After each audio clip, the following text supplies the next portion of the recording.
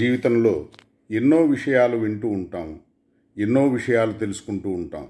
అయితే ఆ విషయాల వలన మనకెంతవరకు మేలు కలుగుతుంది, లాభాన్ని పొందగలుగుతాము అంటే అవి సద్విషయాలైతే మన మనస్సును నిర్మలంగా మలచగలుగుతాయి.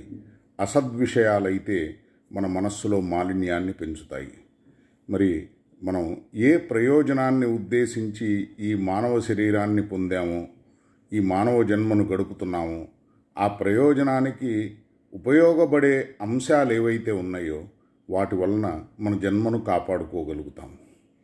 మరి మన లోపల సహజంగానే సంసారం విషయంలో చాలా ఆసక్తి ఉంటుంది.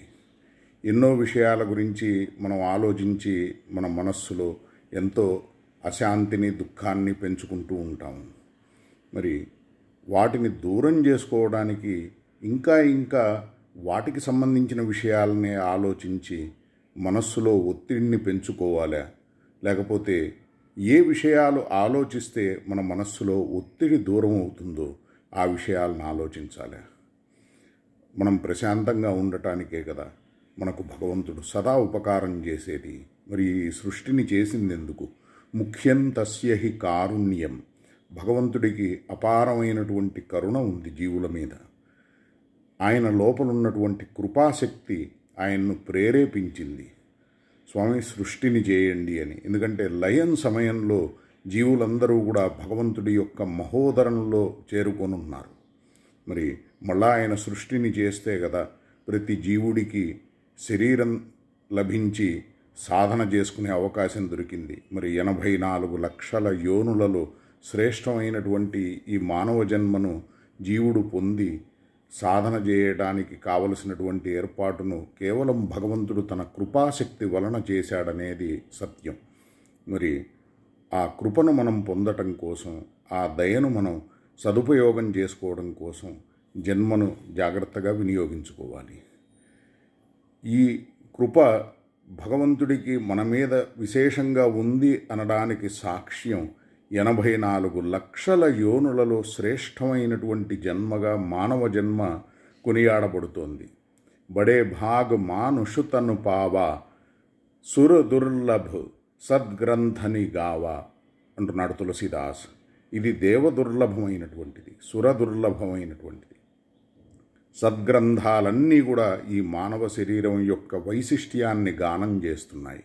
అందులో భారత భూమి మీద మనం జన్మించటం, భారత భూభుజాం, మరి ఇది సామాన్యమైనటువంటి అనుగ్రహం కాదు. మరి ఇంత విశేషమైనటువంటి అనుగ్రహాన్ని మనం కలిగి ఉన్నాము అనే స్పృహలో ఉండి సత్పురుషుల యొక్క వచనాన్ని మనం ఆచరణలో కనుక పెట్టుకోగలిగితే, అంటే మనస్సును కల్మషంతో కపటంతో నింపే అంశాలు మనకు మేలును చేసేవి కాదు, మన మనస్సులో దుఃఖాన్ని, భయాన్ని కలిగించేవి. మరి భగవత్ సంబంధంగా మనకు నచ్చిన విధంగా ఎట్లా అయితే ఏన కేనాప్యుపాయేన మనఃకృష్ణే నివేశయేత్ అని అన్నారు. అట్లానే ఏన కేన ప్రకారేణ మనఃకృష్ణే నివేశయేత్. మనం ఏ విధంగా మనస్సును భగవంతుడి దగ్గర పెడతాము, ఎలా మన మనస్సు భగవంతుని యందు లగ్నం అవుతుంది దాంతో సంబంధం లేదు. మనస్సు ఆయన యందు లగ్నమైతే చాలు. ఎందుకంటే కామభావంతో గోపికలు, భయంతో కంసుడు, ద్వేషంతో శిశుపాలుడు, వీళ్ళంతా కూడా భగవంతుడికి దగ్గరయ్యారు. ఒకటి భావం ఏది అనే దానికంటే మనస్సు ఆయనకు దగ్గరవటం ప్రధానం.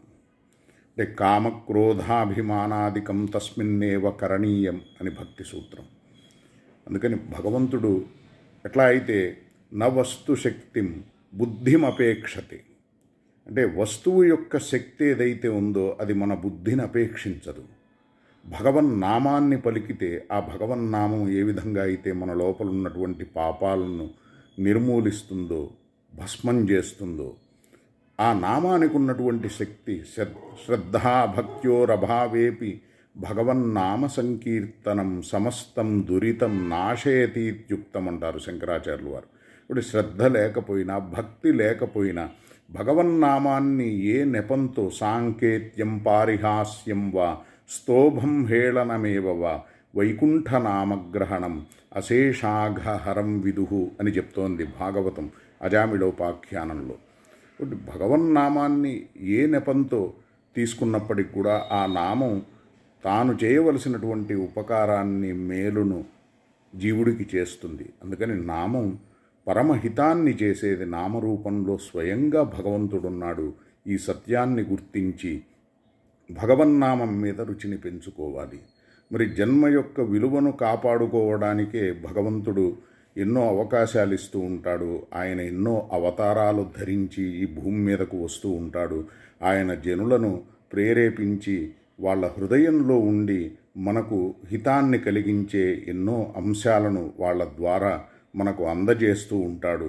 ఎందుకంటే తస్మింస్తజ్జనే భేదాభావాత్, ఆయనకు ఆయన జనులకు అభేదం చెప్పబడుతోంది. ఎట్లా అయితే అభేదత్వాత్ నామినోహో అని పద్మపురాణం చెప్తోందో, భగవన్నామానికి భగవంతుడికి భేదం లేదు. అట్లానే భగవంతుడికి ఆయన జనులకు భేదం లేదు. వాళ్ళిద్దరూ ఒకటే.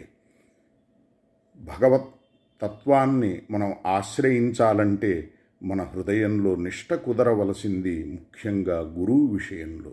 ఎందుకంటే గురుభక్తి ద్వారా భగవంతుడు దగ్గరవుతాడు. మద్భక్త పూజాభ్యధిక సర్వభూతేషు మన్మతి అంటున్నాడు భగవంతుడు. నా భక్తుడి యొక్క పూజ చేయటం శ్రేష్టమైనటువంటిది, పరమశ్రేయస్కరమైనటువంటిది అని ఆయన యొక్క అభిమతాన్ని తెలియజేస్తున్నాడు. అంటే భగవంతుడు ఎక్కువ ఇష్టపడేది ఆయన భక్తులను మనం ఆశ్రయించటం. ఎందుకంటే ఆయనే స్వయంగా అర్జునుడితో చెప్తున్నాడు, ఏమే భక్తజనా పార్థ నమే భక్తాశ్చ తే జనా మద్భక్తస్య ఏ భక్తా తే మే భక్తతమా మతా అని. కేవలం నా భక్తి చేస్తే భక్తి చేసినట్లు కాదు. నా భక్తి కంటే నా భక్తుల విషయంలో చేసే భక్తి శ్రేష్టమైనటువంటిది.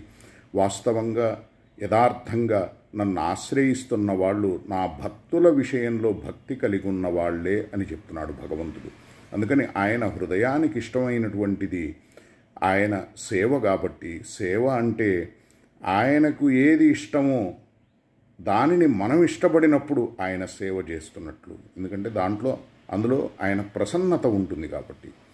ఈ అంశాన్ని మనం అర్థం చేసుకొని భగవంతుడి విషయంలో, ఆయన జనుల విషయంలో సద్భావనను కలిగి ఉండటం, సద్బుద్ధిని కలిగి ఉండటం. ఎందుకంటే పాపం మన హృదయంలో ప్రబలంగా ఉన్నప్పుడు యావత్ పాపయిస్తు మలినం హృదయం తావదేవహి న శాస్త్రే సత్యతా బుద్ధి సద్బుద్ధి సద్గురౌ తథా. మరి హృదయంలో పాపం అధికంగా ఉన్న స్థితిలో శాస్త్రం విషయంలో కానీ సత్పురుషుల విషయంలో కానీ మనలో సద్బుద్ధి ఉండదు. అంటే శాస్త్రం ప్రమాణమని అంగీకరించడంలోనూ భగవంతుణ్ణి ఆయన జనులను ఆశ్రయించే విషయంలో మనం లోపం చేస్తాం. కానీ మనకు హితాన్ని చేసేది మన మనస్సుకు నచ్చినా నచ్చకపోయినా మనం ఒక అభ్యాసాన్ని బలపరుచుకొని సత్సంగాన్ని చేస్తూ ఉండటం వల్ల, భగవన్నామాన్ని కీర్తించడం వలన, భగవంతుణ్ణి స్మరించే అభ్యాసాన్ని దృఢపరుచుకోవడం వలన హృదయంలో పాపం దూరమై మనకు శ్రేయస్సు కలుగుతుంది. హృదయం విశుద్ధమవుతుంది. పరమానందాన్ని పొందగలుగుతాము. మానసికంగా ప్రశాంతతను కోరుకునే ఎవరైనా కానీ భగవంతుణ్ణి ఆశ్రయించడమే శ్రేష్టమైన ఉపాయంగా తెలుసుకొని ఈ సాధనను సదా చేయాలి. ఇది భగవంతుడు సమస్త జీవుల విషయంలో ఆదరణను అట్లానే ప్రేమను కలిగుండి చేసేటువంటి మహోపదేశంగా మనం గ్రహించాలి. ఎందుకంటే మహాపురుషులు, భగవంతుడు, అట్లానే వేద రాశి, సమస్త గ్రంథాలు ఇవన్నీ కూడా జీవుడికి హితాన్ని కలిగించటానికే ప్రబోధిస్తాయి.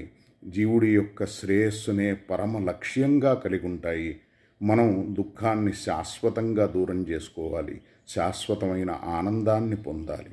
అందులో భాగంగా సదుపదేశాన్ని మనం స్వీకరించాలి. సద్భావాలను మనం ఆమోదించాలి. సద్బుద్ధి ద్వారానే మనం సత్కర్మను ఆచరించగలుగుతాం. మంచి భవిష్యత్తును తీర్చిదిద్దుకోగలుగుతాం. హరయే నమః. గురవే నమః.